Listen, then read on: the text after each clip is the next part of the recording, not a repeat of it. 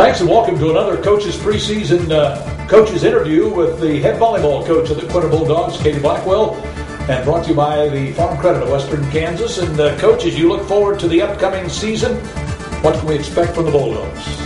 Well, I have most of my players back this year, so I hope we can be competitive and just show up for every game.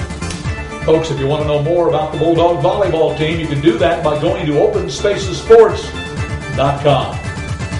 Well, Coach, let's talk a little bit about your team. You've talked about some good experience coming back.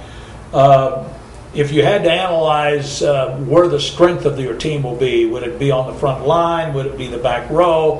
What specifically do you think would be where your threat might be? Well, I'm hoping it'll be my front row. I've got some height, finally. I've been waiting a few years to get some height, so I've got some young girls with height, and I'm hoping that they'll be ready to be competitive and put the ball down when we need it. Leadership specifically coming from any one particular or a group of girls maybe? Oh, well, I always look to my seniors for leadership. I have 4 seniors out this year, and they all have some experience, so I have hitters that are seniors, and I have passers, back row specialists, and stuff like that. So I look to them for my leadership. How much off-season work do those kids get in? I mean, kids are bombarded with people wanting them to do everything from playing summer league basketball to volleyball, club volleyball, and then everything else that goes on. Pretty difficult? It is.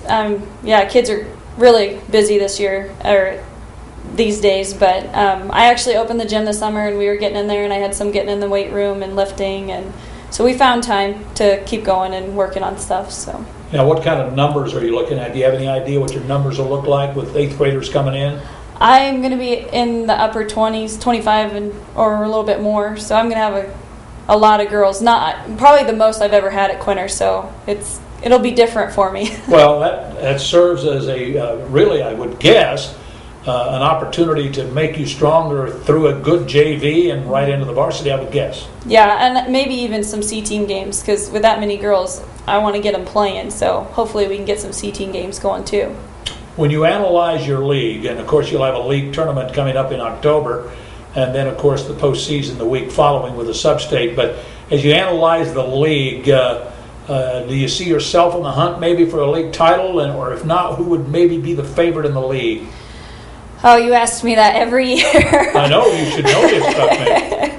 But I don't know. We have such a hard league, and honestly, with volleyball, anybody can be beaten on any given day, so it's hard to just pick one. It's a crazy sport of momentum, isn't it? It is. Very, very. Now, Hoxie has been up there, I know, the last couple of years. They go to state, but, what are your thoughts about an Oberlin or an Atwood or possibly, a Sharon Springs, Greeley County, Dighton even? Yeah, they're all great. All great.